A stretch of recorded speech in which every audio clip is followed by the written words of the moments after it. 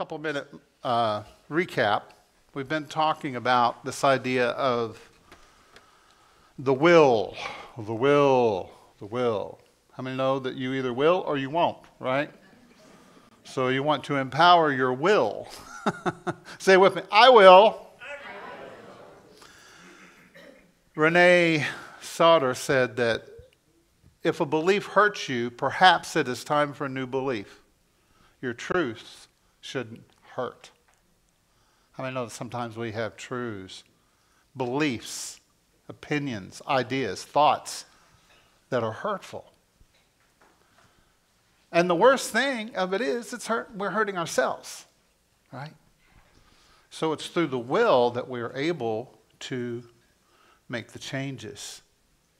Here's something I wrote down. It says, the use of will is the freedom to choose. Like the rudder of a boat, you go in whatever direction that you choose. Just keep making your choice over and over, and you will see the fulfillment of what you desire. Sometimes we do what? We give up too quick. Right? Now, it's okay to make course corrections. That's okay. But you want to continue.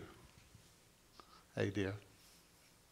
You want to continue to choose that which is the best and the highest for your life, right?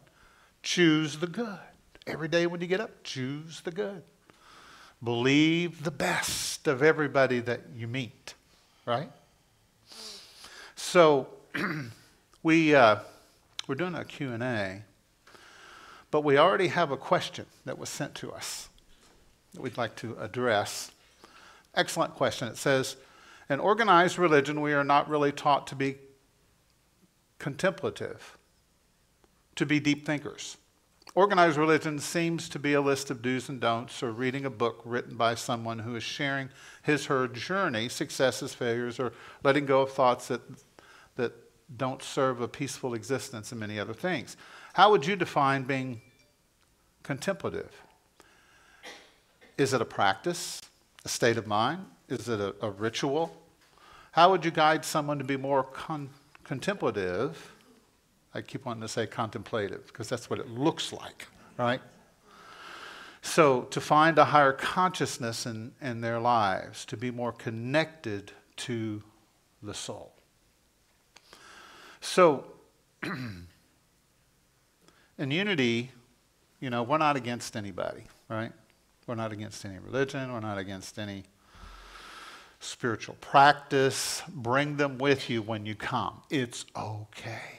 How many understand that this is a place where you can experiment with different ideas and different ways of thinking and beliefs and figure out what really works for you, right?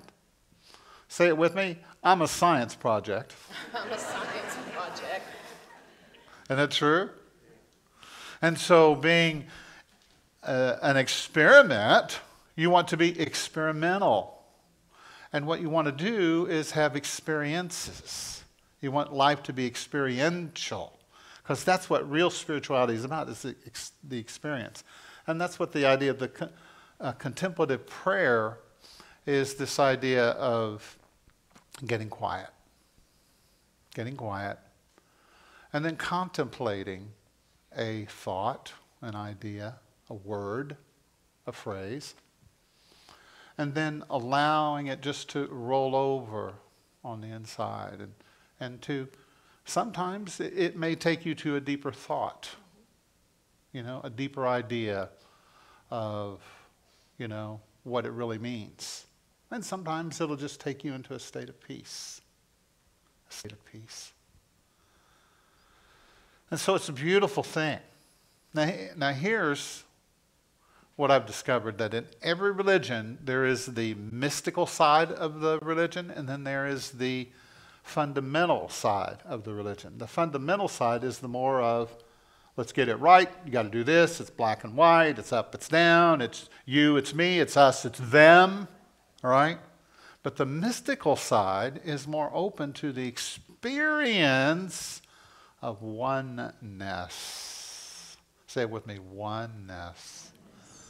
That's what we want to experience with people, with each other, is oneness. And anything that takes us away from that, we need to contemplate, right?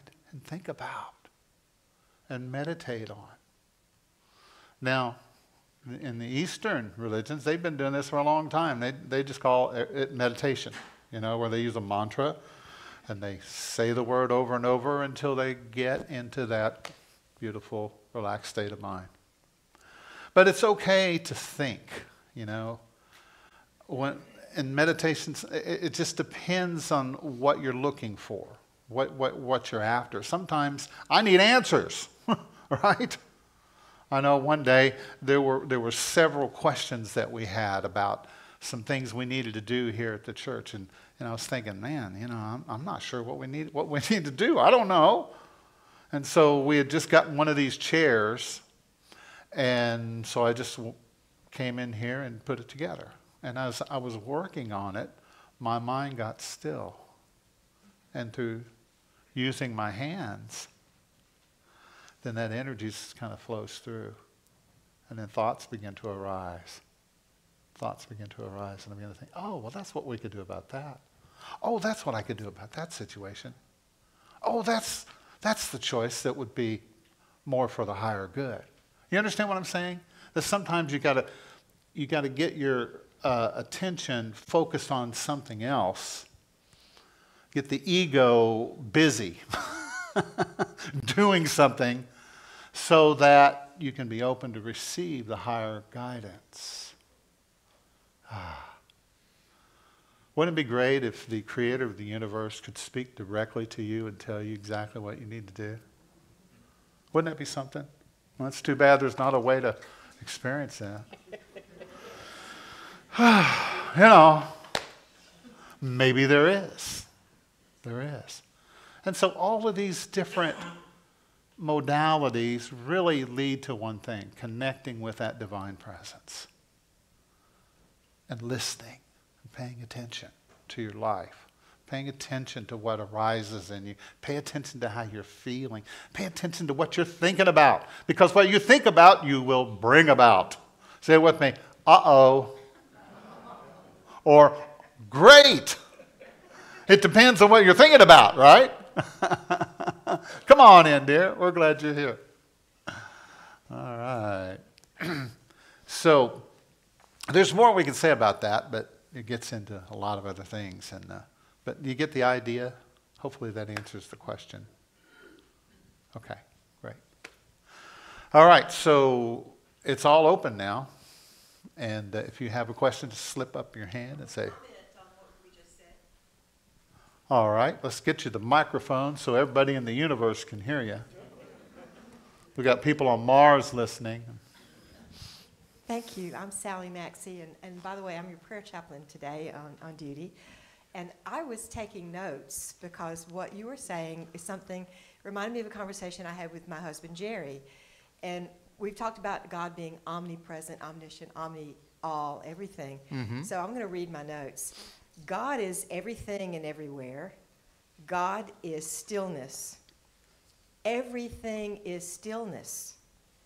Non-stillness is stillness arising from stillness. So whenever you're thinking, you just don't even attach to or glom on those thoughts. If you're meditating or trying to meditate, it's not bad if you think. Just allow it. And stillness is there without you doing anything.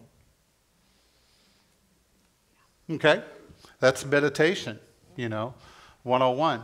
But contemplative prayer is a little different. It's this idea of maybe going deeper with the thought, allowing for those divine thoughts to take you a little deeper, So, but thank you for that. It's beautiful. Anybody else? Yes. Oh, we got a hand right over there. No. That was my question. Oh. No. Yes. That was his joke. Would you talk a little about, like as much work as I've done and all that, I've almost cleaned out the river of past resentments or hurts and stuff. But there's that, sometimes I do think, you know, it's kind of like the story about the rattlesnake, and, you know, I love you, but I'm not going to kiss you on the nose, you know, anymore. Right. You know, this is, my voice says, no, this is not really good for my growth or my peace or me being more loving. That funny gray frontier where it's a little iffy, because something happened last November for me with a dear friend, a longtime friend, and I was so shocked about this interaction, and it hurt me so badly. I'm having trouble getting over it. Okay. Time has always helped me, but there's that tendency to want to say something, you know, or let me So just what's be- your question? Well, I just want you to talk about that. How do Okay. you, if I have to form it as a question, would you talk about it? Would you talk about how you know, then that need to feel like you need to speak up and say something Okay. to clarify for your own letting go of it, Okay. as opposed to just letting go of it without any need to interact? Okay. Do you want to say something? Well, I think in part that's where you lean into your intuition, for one thing, you know, or you lean into your intuitiveness to know whether it's appropriate or if it's the time to say something. You also have to understand, and I know you do, that forgiveness work comes in layers, right? It's like peeling the onion. And we say we forgive, and then 3 weeks later, here it is again, and so we do some more forgiveness, and 3 weeks later, here it is again, and so it's peeling the proverbial onion. But if there's a part of you that feels like I wasn't being heard, or I was misunderstood, or I didn't stand my ground, I didn't stand up for my own truth, something like that, where you feel like you need to state something in order to resolve it, then you should do that. But, you know, that is not always appropriate, or it's not always the right thing to do. It's not appropriate, the right thing to do. So I think that's where you just kind of have to lean into your own intuitiveness to know whether that's something you need to do. But yeah, it's amazing how many times we think we've forgiven something, we think we're over the hurt, and then here it is again, it raises up, and it's just because there's more work to do with it. And most of our forgiveness work is that way, right? Yeah. But if you think that it will help you get through it easier by saying something, if you feel intuitively that that's what would help you do that, then that's probably what you should do. But I would take that into meditation. I would take that into some contemplative prayer, you know, and contemplate that a little bit. And then see how it feels at the end of that, whether this is just something you need to let go of, walk away from, continue to do your forgiveness work, or whether you need to really engage in that. That's what I think. And That's always what comes to me. take a breath before you Always. respond to anything. Yeah. See, God's calling you right now. Wants to talk to you. Are you listening? Always take a breath first. Take a breath. Because what we tend to do is we have our defense mechanisms where, ooh, I'm being attacked, so I'm going to attack back, right? That's where we go as human beings. We're taught that from an early age. Yeah.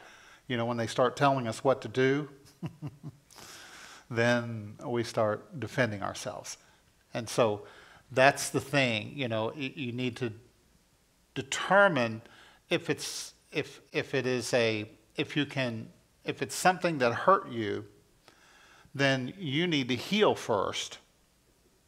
You need to heal the wound, you know, and then maybe at some point you can talk to them. But a lot of times you don't have to talk to people unless it is something that requires you to speak with them. And because a lot of times what we want to do is we don't want to make it right. We just want to make ourselves look right. Do you get that? See, I want to be right. I don't want to make the situation right. And so that's the difference. If you want to help there to be peace between you and the person, that's one thing. But there's a lot of people that don't listen. There's a lot of people, they're living in their own world, right? Tell the person next to you, he's talking about us. All of us live in our own world, don't we? We sure do. We sure do. And so it is just simply a matter of being with yourself. If you can learn how to heal yourself, then it doesn't matter what anybody ever says about you. Right? Make sense? Thank you for that question. I love the questions that that apply to all of us, you know, because in that way we all learn something together.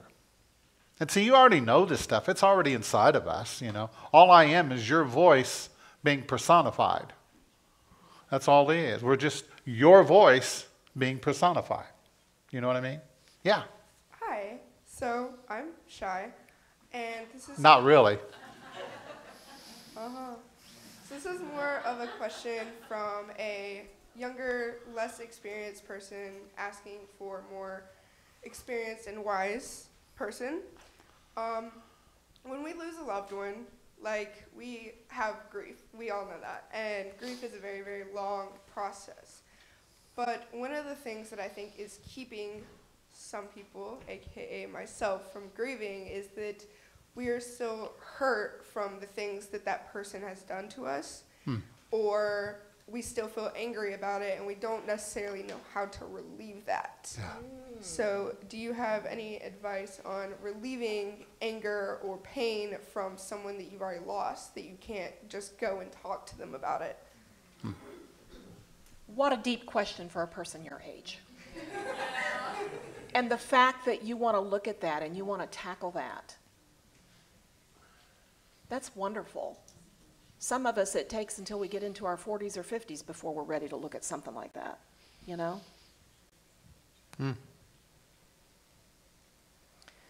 Breathe. That's a tough question, folks.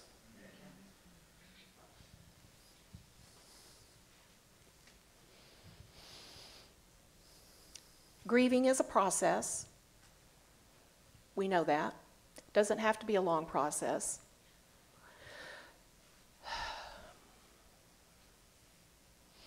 Some of it is giving yourself permission to experience, because I think sometimes there's a feeling that if I let that wall crack, everything will come pouring out and I won't know how to stop it. If I let the sun into it just a little bit, we're afraid. We're afraid to let that crack happen. We don't want to experience those motions. We don't want to go there because it's unpleasant. It's just, you know, we don't want to do it. So I think part of it is you have to give yourself permission to do that. I would suggest you get with someone who you really admire and feel connected to and feel that they have that wisdom and that can help you, and that you let them help you through that process. You let them help you unpack that. You let them help you put a little crack in that. And then they're there when the thing falls apart and you need to let all that go. They're there to help you with that. Because that's a tough thing to do on your own, right? We all need someone to partner with sometime through things like that. But I think part of it is just giving yourself permission to experience it. It's like there's this part of me that knows it's hindering me, knows I need to do something about it, and wants to do something about it. And then there's that part of me that says, you don't want to go there. Let's just keep it back here. Let's just, you know, right? So it's really just digging into yourself and finding the courage. And I got to say, speaking up and asking the question is a huge first step in that. You know? But it's having the courage to unpack all that stuff. It really is. Beautiful. And who's to say that you can't talk to them even after they've gone? That's true too. You can keep talking. Yes, You can talk. And you can be mad at them and be happy with them. You know? But getting it out is what's so important. It's very important to get that out, because if you don't, it's like a festering wound that's just going to keep, or think of it as you're a piece of fruit and something gets in there and it starts to ferment the fruit from the inside, and what eventually happens is it bursts the fruit open, right? And so it's like you have this poison inside that's just fermenting and fermenting and fermenting, and it will affect, you know, your life until you deal with it. So you definitely want to deal with it. It's very important to get that toxic stuff out. Write a letter to the person, scream at the person, talk to the person, whatever it is you need to do to get that stuff out. And don't feel bad about it. Because whatever happened was your experience and it was your truth in it, and you need to get that out. And if you're mad at God, get that out too. Whatever it is. Just get it all out. Clean that interior cup out. And sometimes it takes time. It does take time. It's Takes not time. always an overnight process, is it? It's layers. It's layers upon layers, right? You deal with what you deal with what you can right now. And then you go along and you get a little more information and a little more strength and courage, and then you deal with some more of it. Yeah. Baby steps. Remember the movie What About Bob? What about Bob? Baby steps to the elevator. Baby steps to this. Baby. Sometimes life is like that too, right? Okay, baby steps here. I get this far, and then I go here, and then I go here, and so just let it unfold. But your willingness to tackle the thing is the first huge, huge step. Do you Does have that another help question? at all? Okay.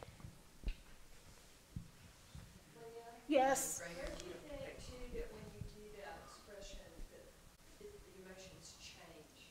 So her comment is, when you do that expression, the emotions change. Yeah. I mean, there's a transformation that happens when you let that stuff out. For one thing, you do it enough and it begins to take away the sting of it, right?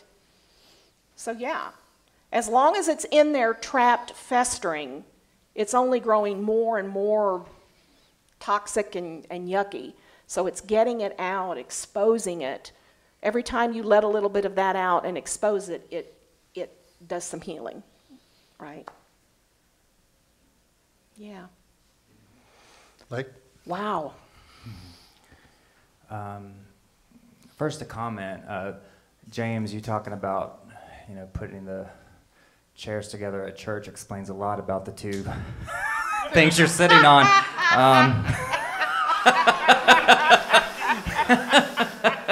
That's been a long time ago. Oh, man. My question is, in this day and age, so much is about marketing and advertising, just even as a church. We want to grow. We want to, more people need to know this message, and, how do we get it out? And I don't know, I kind of wonder sometimes, about that, because sometimes I always feel like, at least for me, sometimes, they always say the teacher shows up when you're ready, the church is there when you're ready to have a church, So what do you think with that balance? I mean, did Jesus have a marketing crew, going out and passing out flyers saying, "Come to Galilee," and Actually, he probably did. did he? He probably did. It probably was his disciples that went ahead of him and kind of drummed up. Jesus, the speaker is coming. Maybe he did. I don't know. Yeah, well, it's an interesting thing how all this works, because we think it works one way, but then there's something at work on an inner level as well, on an energetic level. Happens all the time. It's people, there's an orchestration that's going on that if you will let it will bring you where you need to be in the right moment. I know, and it's good to see Jerry Stencil with us here this morning. Thank you for being here, Jerry. Her beautiful husband passed away a couple weeks ago, and they were just wonderful members of this community. And her husband, Leon, and Jay Savage, and Steve Lipe, we called them the Three Musketeers. And a lot of the stuff that you see around here is because of them. You know, because they painted, they fixed, they repaired. When we moved into this building, we didn't have carpet, we didn't have anything. And I remember Leon was one of the guys who helped to build the frame around the Dove. This stage is here because these guys, you know, worked to build this stage. I mean, it was all hand done, and there were so many things. And these guys were like the Three Musketeers. They would go down to the man cave. And they'd go in there and they'd be working on something. You could hear them talking. Every once in a while, you'd see one of them just walk out, you know, just like, I can't believe it. And then, you know, a half an hour later, they'd all be working and laughing and talking. You know, that's the kind of relationship they had. They could talk to each other, and it was just a beautiful thing. But you know, and they are the shoulders upon which we stand, right? We're here because they were here. Now, all three of those men are on the other side. And you know what, I believe this, that they slip in here every once in a while and say, okay, how are things going, you know? And then they touch people on the shoulder and says, hey, you know, maybe you could do this or you could do that. And you say, well, what was that? You know, because they were so, they were on the board, you know, and mowed the grass. And they just took care. They would put stools together. And, you know, there were so many things. I remember one time they had hung the mirror up in the ladies' restroom. You wonder how that got there. Well, they did it. And so that night I had a dream. And in the dream, I was this little guy, and I was sliding down this long wire, and this mirror crashed. And so I remember that morning I got up and walked out, and I saw, I think it was Jay at the time, and I said, hey, I said, what are you guys doing? He said, I want you to come and look at our mirror that we just put together in the bathroom. And I said, oh. So I don't know if my dream has anything to do with that or not. Well, we went in the bathroom and it was all over the floor. And so what he told me, he said, I knew we should have went with the more expensive one. And so they went out and they got another one, they brought it back, and many times they would just do it out of their own pockets, and they just did things because they wanted to do it, because they felt that connection and that love. And so, Jerry, I'm so glad you're here.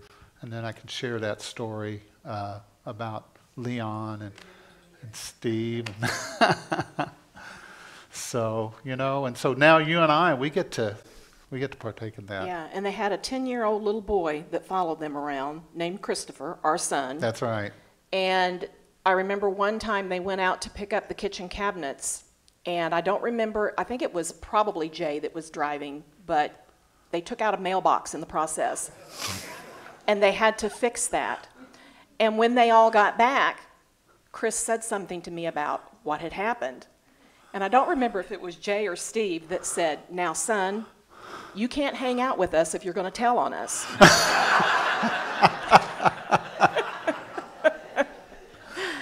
So those were really good beginning days here. But I think to the heart of your question is... Thank you for letting me share that. Yeah. Is why? Why grow? Why advertise the church? Why make an endeavor to do that at all? If you're just trying to grow, which some churches get into this, if you're just trying to grow people so you'll have more money, so you can grow more people so you can have more money, and that becomes the loop, what's that all about? So, at the heart of the question, why do you want to grow? It's not about wanting to grow. It's about wanting everyone out there that's open to the possibilities of what Unity might have to offer them, being able to find us and know that we're here and participate in that. So, oh, well, thank you. Thank you. So I don't think it's a we must grow, we must grow, it is a we are building an experience and an energy, a haven of peace for people to come and to experience a transformation in their lives. And if it works for them, great. And if it doesn't work for them, great. Right? It's here, it is what it is. And, you know, and I believe that the right and perfect people are brought here at the right and perfect time. But we're not going to do a lot of heavy marketing and campaigning to just get every Tom, Dick, and Harry here. You know, we're here. We're sending out the bat. We're sending out the bat signal that, you know, this is what we are. This is who we are. And we are here for everyone. And if it is your time and this is your place. And as far as how big or how small we should or shouldn't be, I don't know. I don't know. Do you know? Yeah. We're just going to let that, you know, But does that answer the question? reveal itself to us. You know, it'll reveal itself to us. And so right now this is how many we are. You know, obviously, Right? a lot of those fundamentalist groups get into the we must market because we've got souls to win for Jesus, right? That it becomes a campaign of trying to win people. Not that there's So- anything wrong with that. No, I'm just saying that becomes the heavy emphasis on the marketing is for that reason. So. Yeah. But marketing is good. I mean, you need to act. You need to do what you need to do in order to, you know, bring people in. Because it would be awful if we had 2 people show up, and then there's not enough, you know, keep this thing going, and so we're out of here, and there's no unity in Greenville. That's not gonna happen. Right? No. Yes, Cheryl. Oh, Terry's back Right there. back there. I'm sorry. You're next, Cheryl. So I know that there's an infinite intelligence and a higher power that always provides. Nevertheless, there's a lot going on in the world that makes people anxious right now. We got the fires, we're worried about having enough food to eat, having clean water. So I'd like to know your metaphysical interpretation of the second coming, the apocalypse. Ah. All right. So the word apocalypse, you know, when you hear that, you think doom, gloom. But the word apocalypse just simply means a revealing, a revelation. That's where the idea of the book of the it's not Revelations, it's the book of the Revelation. And it is a revelation of a new humanity where people are working together. It talks about this city that comes out of heaven, and it's all symbolic. It's not literal. It's not literal. Okay, that's important to keep in mind because there, you know, 7-headed dragons and all of this kind of thing, and it's the idea of revealing a new way. In Jesus and Buddha and many of the teachers who have come have been pointing to this. You know, we've been moving toward this for a long, long time. And the idea is that we bring heaven to earth. You know, it's not that you live and you die and then you go to heaven. I mean, you know, there's a reality to that. But that's not the point. The point is to bring it all here, you know, in the nasty now and now, right? We need it here, folks. And so, you know, you're talking about all the earth changes that are going on. And I think that's been kind of in the mind, you know, of people for a long, long time, that everybody feels that there's a transition, a change, an awakening that is happening. And see, you can interpret it negatively, and you can say, oh, you know, it looks bad, it looks awful, it feels. But the thing of it is, anybody here ever give birth? Anybody here? Yeah, a few. And so the thing about that is that giving birth, it can be painful. And so we're living in the birth pangs, the transitional age of the ages. We're coming to an end of a cycle until we enter into a new cycle, right? Another cycle. And then, you know what will happen after that? There'll be another cycle. So now we're in a cycle where there's a lot of earth changes. There's a lot of unhappy people walking around. Have you noticed that? And if they're not unhappy, they will look for things to be unhappy. They'll figure out a way to pick and poke and make up stuff to be unhappy. And the thing of it is, if you just go outside, you look around, hey, it looks pretty good. How many know we're all sitting here in air conditioning? Right? Did everybody get enough food yesterday? Now, I know that there are people in the world that are not getting the food that they need. I wonder who should take care of that. I wonder whose responsibility that is. How many know that it's this planet, we were given the responsibilities to be the caretakers of it. And we're here to help each other. And so, you know, we're here for each other, right? And so, am I my brother's keeper? Jesus asked. Well, the answer is whatever you say it is. If you say it's not, well, I guess to you it's not. But to the people who say, no, wait a minute, you're my brother, you're my sister. You are my relative. You are the one that you're an extension of me, you know? And so we have a collective desire for the highest and best. Wouldn't that be good? A collective desire. If everybody wanted just the highest and the best, then we could forget all that other stuff and just go for the highest and the best.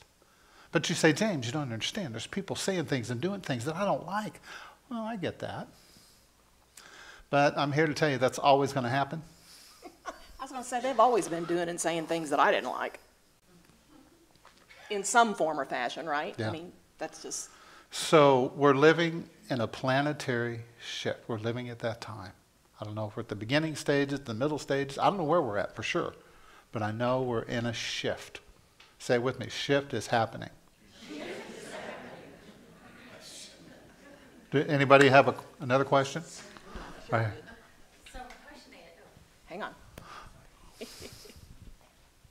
so my question is this. So as you know, that we took a scenic route to come back to Unity.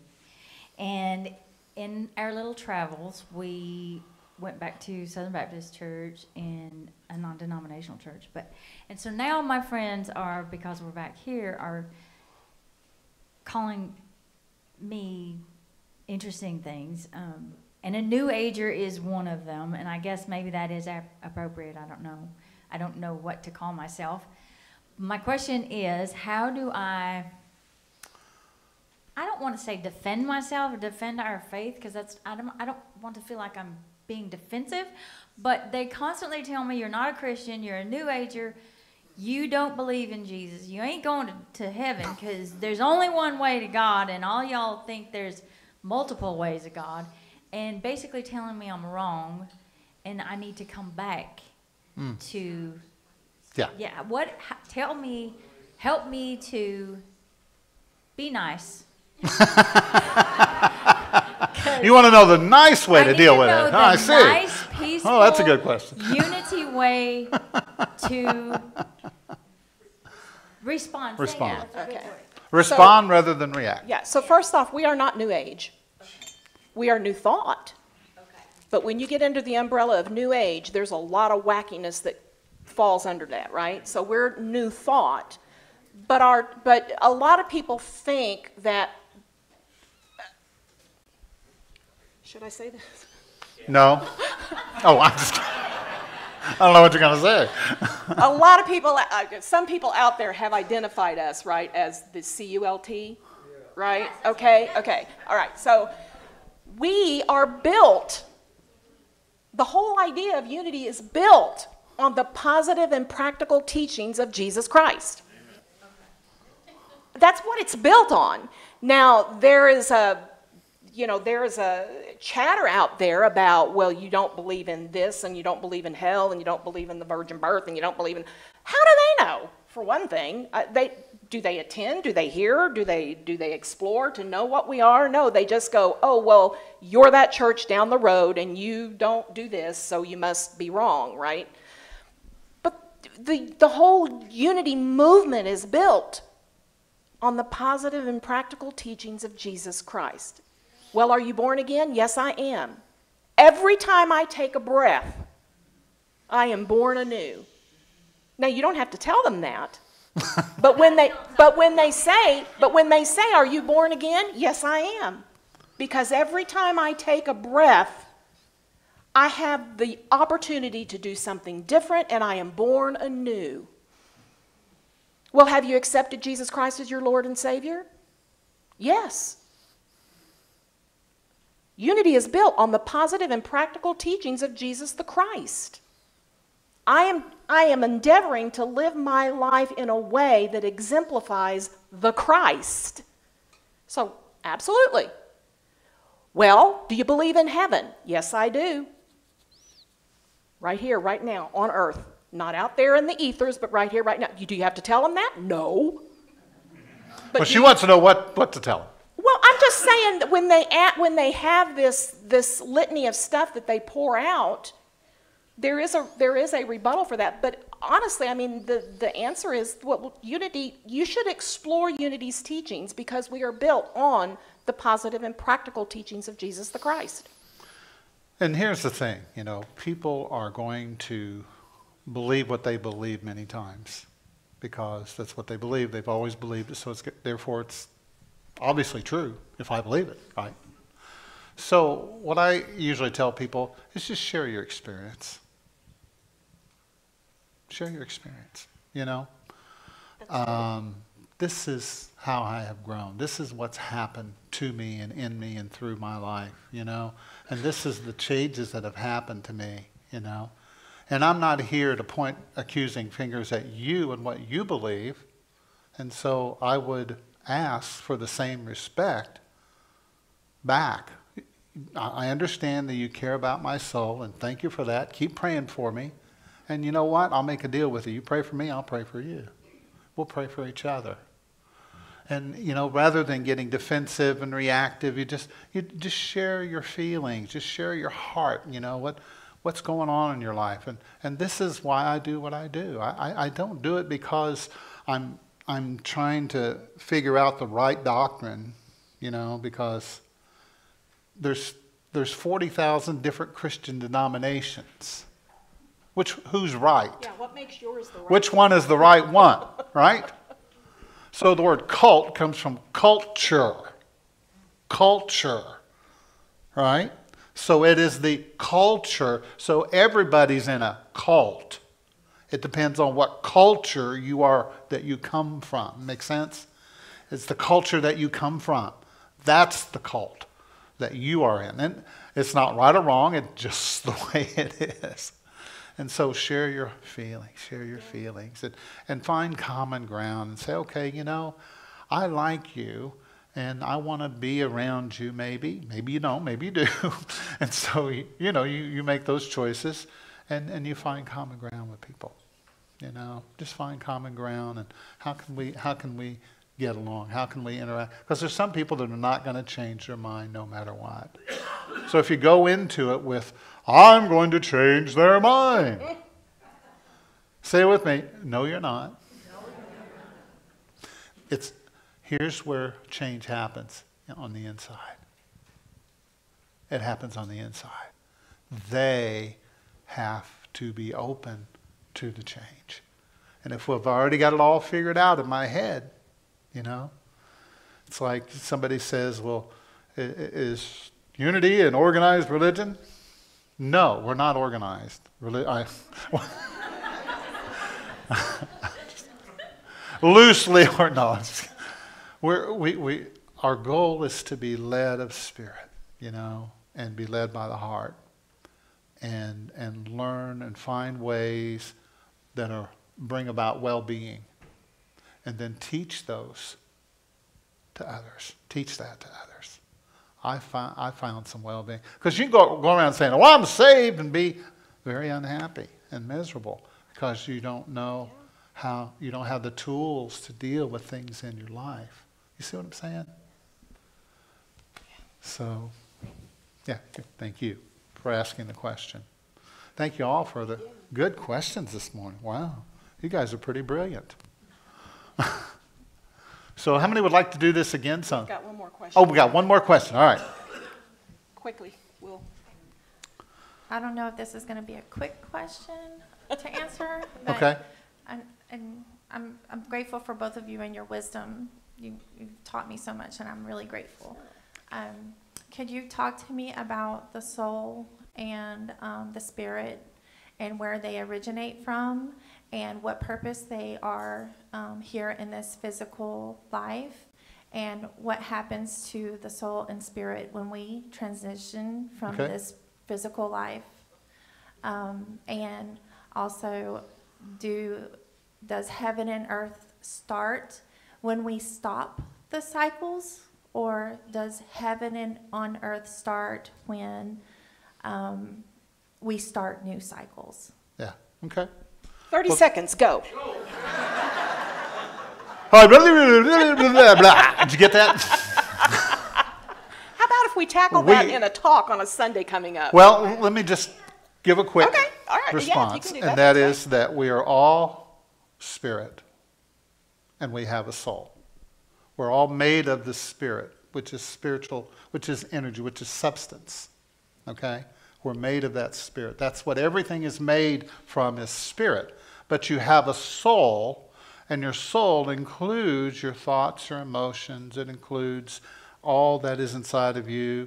And then as you become a personality, because when you're born, you don't have a personality. You're just a... Right? You're just a beautiful little baby. But then you, a little bit at a time, you begin to develop your persona that you create, right?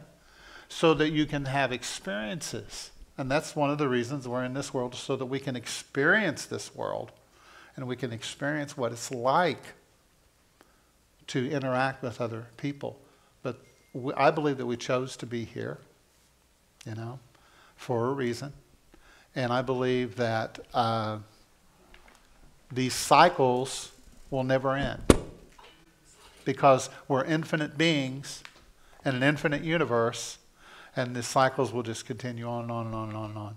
Because if it ever stopped and we'd all just be sitting around, well, all right, what are we going to do now? Right? So you had to be doing something, so your soul decided you might as well be here doing this. So I believe that we pre-existed, because we're eternal souls. Eternal means, you know. And when we leave this body, we go back into that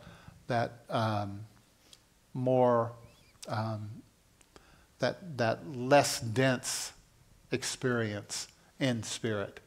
Because when you die, you don't cease to exist. You continue, you know, into a higher dimension, a higher realm. And I think even science today, quantum science, is teaching these kinds of things. So that's just a little bit there to, you know, think about. And maybe we can talk more later. So if you ever have any questions, you want to talk to us about something, feel free to, you know, reach out to us, because we enjoy that. So right now we're going to go into our meditation. Okay. And I just want to invite you to let everything else go. We've talked a lot this morning. So now let's just breathe as we turn down the lights. And whatever's going on in your life, it's a cycle, and it will resolve.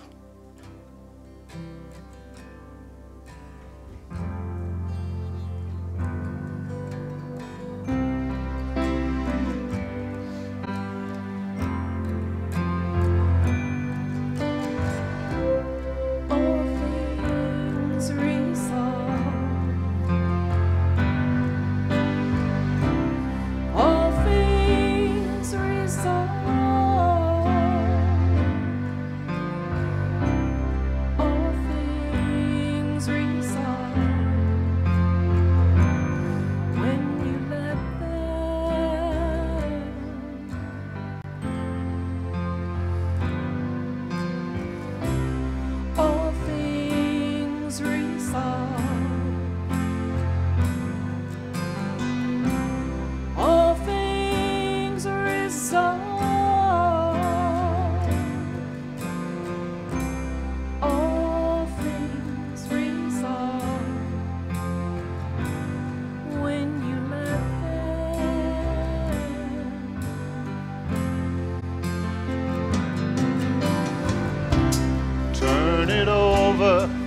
to the higher power. Let's turn it over to the highest power. Turn it over to the higher power. Let it go.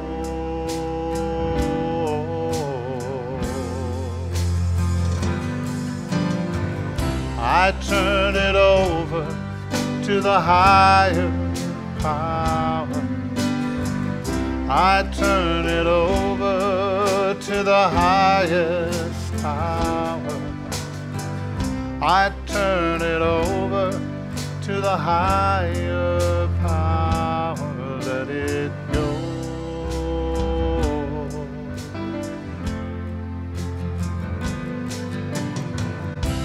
And all things resolve. All things resolve. All things resolve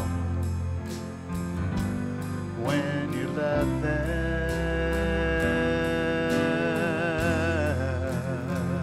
One more time. All things resolve. All things resolve. All things resolve when you let them. Now I will let them.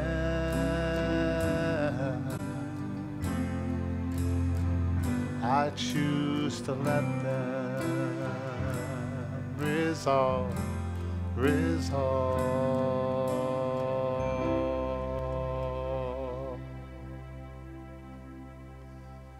So now let's take a breath together. And for a few moments,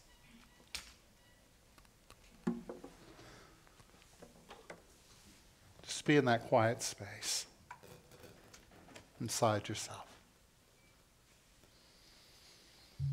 Breathing gently, easily now. Nothing to fear. There's no challenge too great. No situation that is too overwhelming. But you are here now to face each and everything.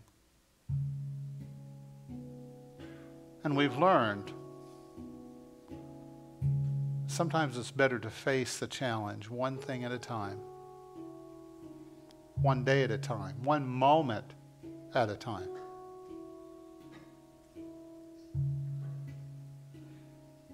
And so this morning, whatever you're facing, whatever you're dealing with, I invite you to turn it over to the higher power, to God, to Spirit. Turn it over to love, another name for God. Can you do that? And sometimes when you turn something over, you have to remember to let go. And don't take it back. Are you willing in this moment to just give it over? Let it resolve. Many times we think there's something we need to do, and sometimes there is. There are things that we need to do because we live in physical bodies. And then there are other times when I just give it to the higher mind. I let it go. I let it go. Let's do that now. Let it go. Let go of bitterness, resentment, judgment, self-doubt, fear, confusion, misunderstanding, whatever it is.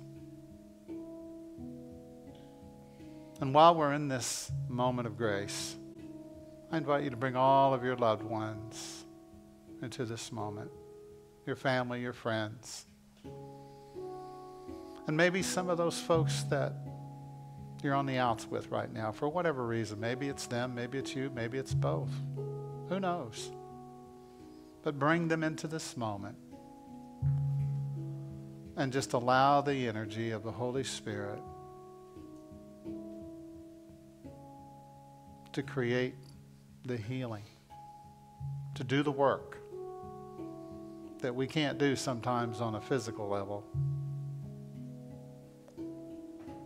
But the divine mind knows exactly the right and perfect thing to do.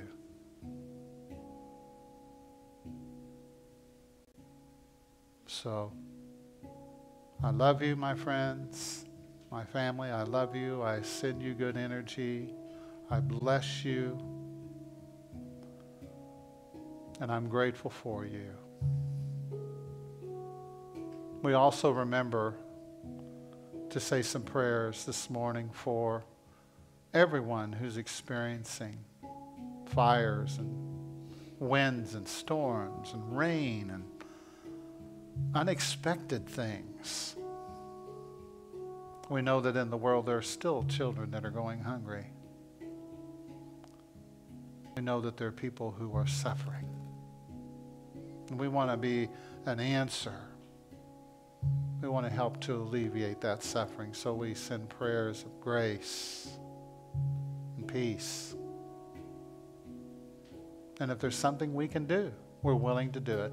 Whatever needs to be done, whatever is ours to do, we're open to it now. We're grateful for this community, for each and every person. We're grateful for the way Spirit has brought us together for a reason, so we can be here for each other. And what a beautiful grace that is. I'm grateful for you, and you, and you, and you, and you. Thank you for being a part of this community.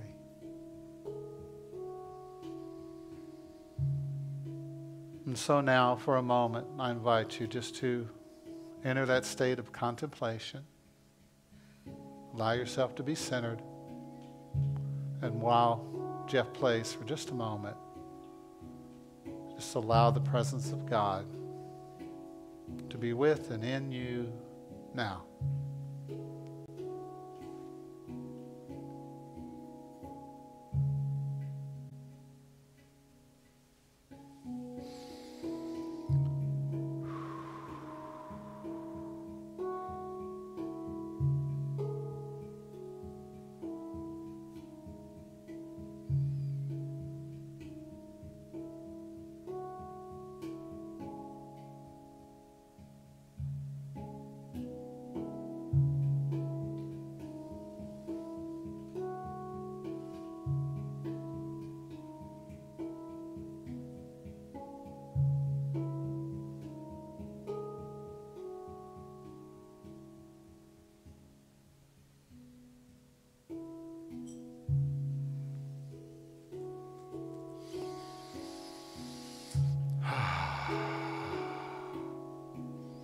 Allowing yourself to be recharged, renewed, and refreshed.